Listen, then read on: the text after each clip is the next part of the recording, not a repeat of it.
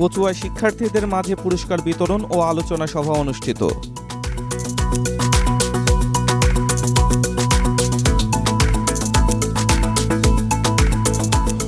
চাঁদপুরের কচুয়ার সফিবাদ ফোরকানীয় নুরানিয়া হাফিজিয়া মাদ্রাসা ও এতিমখানায় শিক্ষার্থীদের মাঝে পুরস্কার বিতরণ ও আলোচনা সভা অনুষ্ঠিত হয়েছে।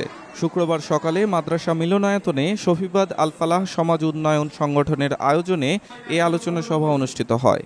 বঙ্গবন্ধু শেখ মুজিব মেডিকেল বিশ্ববিদ্যালয়ের রেন্ট কালেক্টর ও সমাজসেবক মোহাম্মদ সাজিদুল হাসান কামালের সভাপতিত্বে ও আওয়ামী লীগ নেতা শরীফ হোসেনের পরিচালনায় সভায় প্রধান অতিথি ছিলেন বিআরবি কেবল ইন্ডাস্ট্রিজ লিমিটেডের ডাইরেক্টর মোহাম্মদ রফিকুল ইসলাম রনি।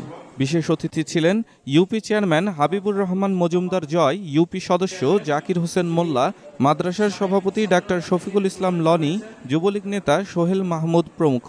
পরে চিকিৎসা সেবা সহায়তা, ধর্মীয় ও সামাজিক কাজে বিশেষ অবদান রাখায় ইউপি চেয়ারম্যান হাবিবুর রহমান মজুমদার, সমাজসেবক সাজিদুল হাসান কামাল ও সোহেল মাহমুদকে সম্মাননা ক্রেস্ট প্রদান করেন প্রধান অতিথি। এদিকে সফিবাদ আল ফালাহ সমাজ উন্নয়ন সংগঠনের পক্ষ থেকে প্রধান অতিথি রফিকুল ইসলাম রনির হাতে সম্মাননা ক্রেস্ট তুলে দেয়া হয়। পরে শিক্ষার্থীদের মাঝে পুরস্কার বিতরণ করেন অতিথিরা।